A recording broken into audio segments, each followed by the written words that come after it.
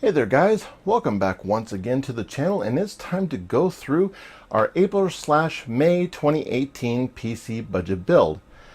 And unfortunately, we still haven't found any frickin' lamb sauce.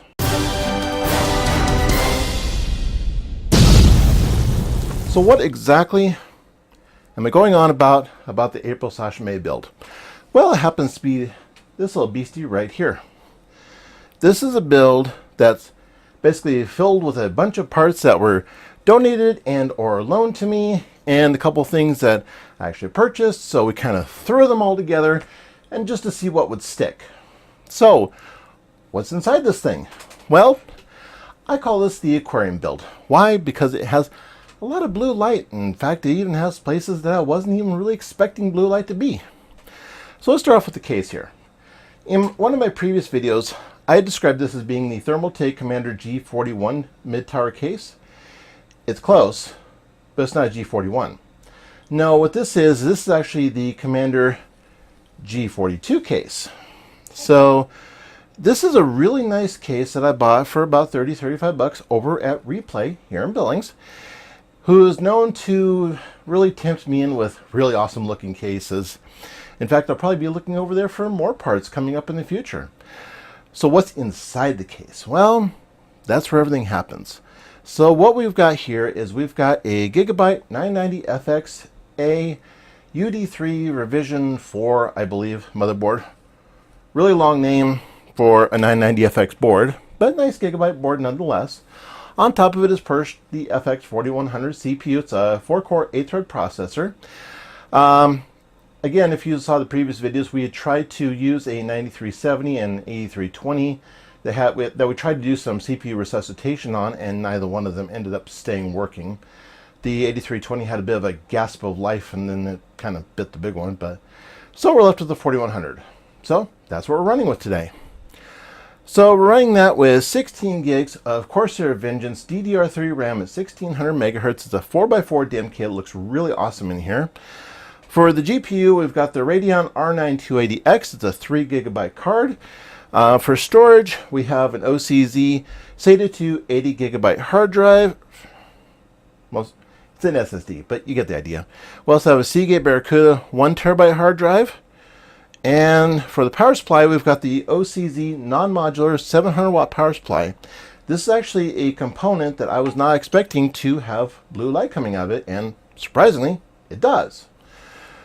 So the other nice thing about this case is that up on top here for the exhaust, we've got a Cooler Master 200mm blue LED fan. Go figure. So we've got blue on top, we've got blue on the bottom. Don't have a whole lot of blue in here, but anyway. On the front of the case, we've got the Rosewill USB hub, which actually offers more USB functionality than the stock USB headers that comes with it. Because for the stock, it comes with 2 USB 3.0 headers, but with the Rosewill breakout box, it's got 4 USB 2.0 headers, or 4 USB 2.0 plugs, 2 USB 3.0s, plus a bunch of card readers. So nice bit of functionality in here. Now you can fit, looks like up to 3 optical drives in here. One of these is taken up with the breakout box, and I've got a couple of blank panels on the front for, you know, just the aesthetics, just to kind of clean it up. Otherwise, it looked like it was just kind of hanging in midair unless I want to do something else with it. Which, for the purpose of this build, I really didn't, because this is just something that I wanted to put together, make it look as nice as I can, and then go forward with it. So this is running at stock speeds, and what we're doing is we're running some synthetic tests and some gaming tests. So what I did was we ran TimeSpy, Cinebench CPU and GPU, and then we ran 4 games. We ran Shadow of Mordor, Watch Dogs, Just Cause 3, and a new one this year. We're testing Far Cry 5, a 2018 title. Can you believe it? Well, thanks to Crash Override, we were able to test Far Cry 5 because he actually had the game. So we were able to get it to load on here and get it running, and we'll show the live gameplay and the benchmarks along with it. For the purposes of recording on this, we're using an Elgato HD60S breakout box that is piping over to my other rig, my 7700K machine, so there is no performance loss due to the recording, as opposed to if you were running Relive or Shadowplay, that would take a performance hit. But if you're using like something like an Elgato breakout box, then you get no performance loss when you're doing capturing. And these breakout boxes are wonderful because they're great for being able to do things like live streaming, capturing from like consoles and whatever. So it's pretty much a very versatile piece of equipment. So if you've ever thought about doing any kind of capturing or stream, especially streaming, and you want to stream from a console or second PC, it's definitely a good way to go. All right, well, enough of me yammering on about this. Let's get on to the benchmarks.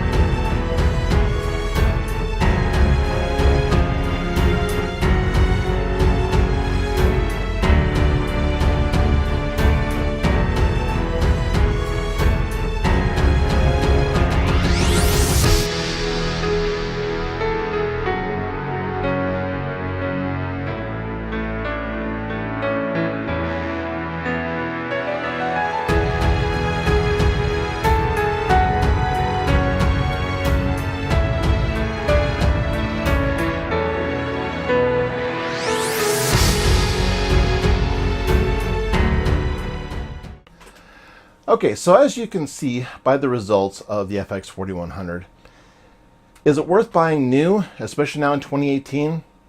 If you said yes, you probably need to get your priorities checked, because I don't think there's anybody whose budget is going to be that low to actually go down to that level of a processor, especially since now when you have all the Ryzen and the other types of options that are available. I mean, you could probably easily run a Ryzen 5 2400G with the integrated APU in there and run just fine. Or you could even go online and get one of those pre-builts like a Dell Optiplex or something like that, throw a 1050 in there, and probably get even better performance than was in here.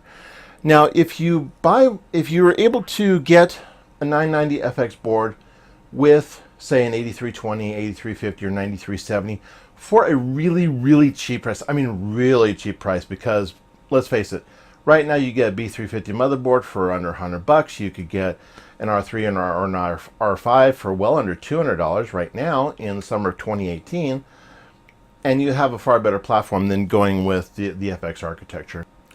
So why did I do all this? Why did I put this together in summer of 2018? Well, mainly because people have donated parts to the channel, people have loaned parts to the channel, so that way I can put this together, show you guys what it can do. And so that way you can see what it looks like when running games either a few years old all the way up to the most current stuff. So it gives you a little bit of a timeline to go through to see how games work from back then to now. Again, do I recommend you go out and buy something like this? Not unless you're getting it for like really, really super, I mean, it would have to be the deal of the century. Otherwise, just go with Ryzen, or if you're wanting high-end gaming, just go Coffee Lake. Although, right now, in my opinion, if you're planning on going Intel right now and you have anything moderately recently, I'd almost say wait. Or if you want something now, go Ryzen 7 2700X. Because if you buy an 8700K now on a Z370 When the next gen comes out, you're going to require a whole nother motherboard and you're going to have to start all over again. And there might be DDR5 out by then for all we know. So you might even be replacing the entire platform if you're going high end. But that's just my thoughts and opinions on that one. So what did you guys think of the results of how this ran? Let me know down in the comments and let me know what you thought. These are the only benchmarks that I'm going to be doing on this machine, because I'm going to be taking parts out of this machine to go into the next system, which will be in the next set of build videos that are coming up probably later on this week, hopefully, as long as everything works out right. So if you like this video, go and drop a like down there. If you haven't already, go and hit that subscribe button. It's right down there. You know where it is by now. You've been around the tubes long enough, right? So anyway, that's all for me for now. So I'm going to head on out, and I will see you guys next time. As I always say, live life a little randomly each day, and we will catch you in the next video.